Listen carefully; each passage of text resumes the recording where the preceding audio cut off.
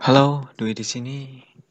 Di video ini saya akan menjelaskan apa itu sistem suspensi. Fungsi dasar dari sistem suspensi. Suspensi secara umum ditempatkan di antara frame ini rangka, dan as roda, yang dilengkapi dengan shock absorber. Fungsi utama sistem suspensi adalah untuk mengurangi guncangan jalan yang diterima roda. Terus selanjutnya ada damper atau peredam. Jika hanya digunakan per sebagai shock absorber, maka goncangan jalan akan lebih keras dan tidak berhenti mengayun. Untuk digunakan oli sebagai peredam atau damper yang berfungsi sebagai bantalan penahan goncangan. Ilustrasinya ada dua buah gambar. Yang di atas ini tanpa damper dan yang di bawah ini dengan damper. Ini bergelombang ya. Jadi kalau tanpa damper, tanpa peredam, ini kalau sudah melewati jalan yang tidak rata, ini akan goncangannya tidak akan diredam. Tapi kalau dengan damper, kalau sepeda motor kalian ini melewati batu atau jalan yang tidak rata, ini getarannya bisa diredam. Gitu ya. Terus selanjutnya efek peredaman atau prinsip kerja damper. A. Diameter lubang aliran atau orifice besar, efek peredamnya kecil. Ini ya, ini muncratnya nggak terlalu tinggi, ya, karena ini lubang alirannya itu besar, jadi efek peredamnya kecil. Terus yang B, diameter lubang aliran atau orifice itu kecil, efek peredamannya besar. Ini.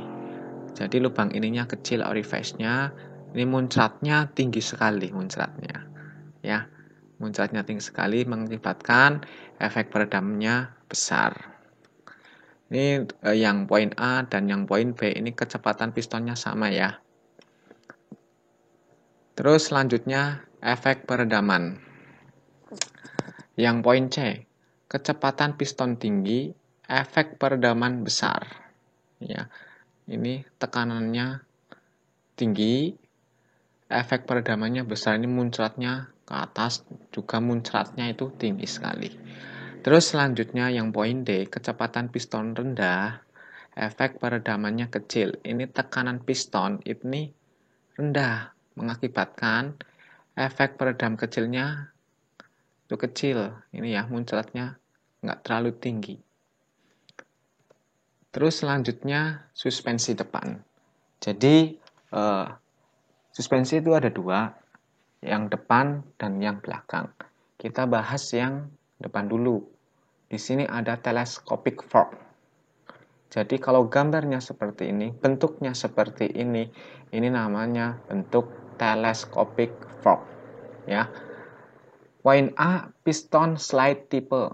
Piston dan slide metal bergerak pada outer tube.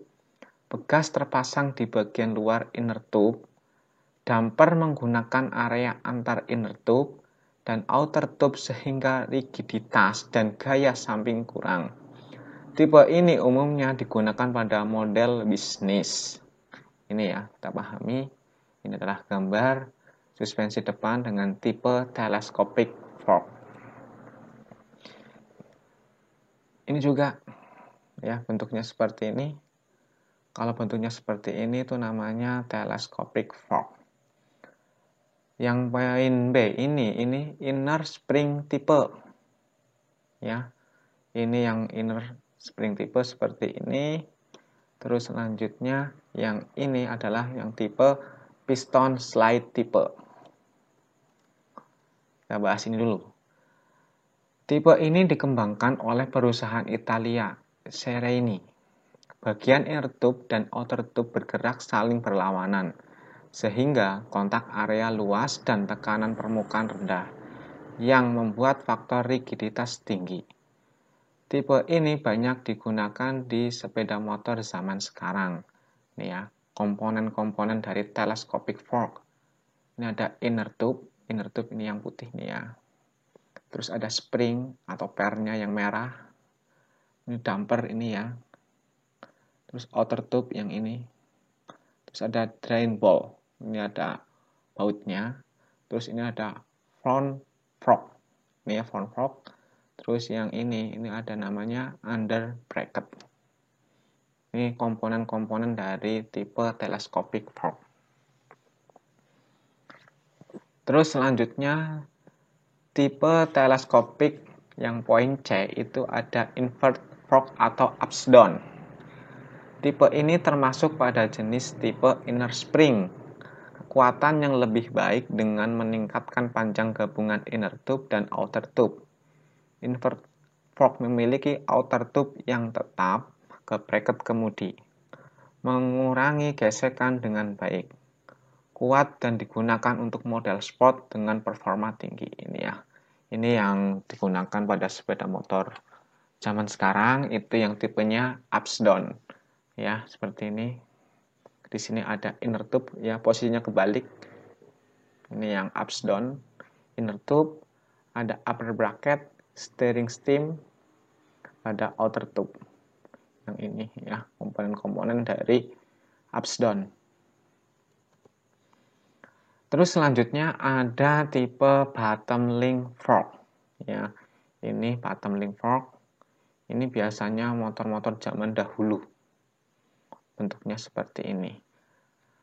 Tipe front fork yang memiliki cushion unit yang terpasang di fork body yang terbuat dari plat besi dengan sistem link pada bagian ujung as roda.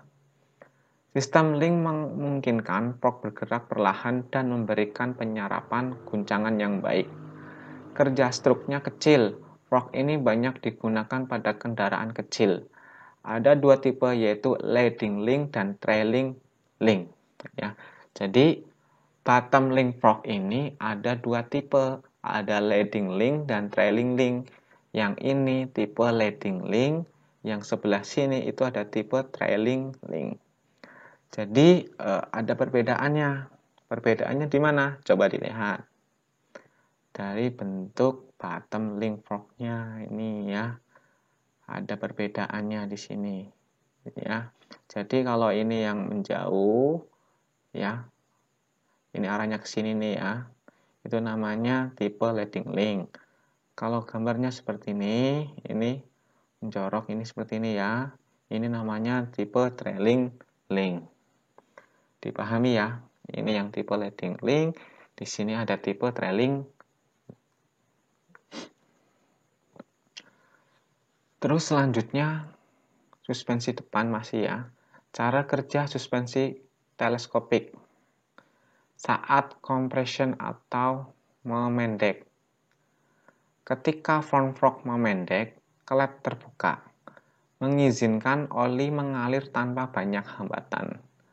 Perhatikan bahwa ketika front fork mendek dengan bertenaga, aliran deras fork oil menghasilkan hambatan yang mencegah tenggelamnya suspensi dengan cepat. Ya, ini compression stroke. Ya, ada valve, ini dilihat nih ya, lubang orifice. Ini ada valve. Ini langkah memendek saat kompresi langkah memendek. Terus selanjutnya ada saat rebound atau memanjang. Ketika front fork memanjang, klep tertutup, meninggalkan hanya orifice A dan B, seperti jalur keluar dari fork oli A dan B. Ya, hambatan meningkat terjadi ketika fork oil ditekan keluar. Setelah sepeda motor melewati permukaan jalan yang bergelombang, maka fork kembali secara berangsur-angsur ke posisi semula. Hal ini disebabkan oleh hambatan dan ketidaknyamanan yang diakibatkan oleh getaran akan berkurang. Gambar seperti ini ya, itu cara kerja dari saat rebound atau memanjang.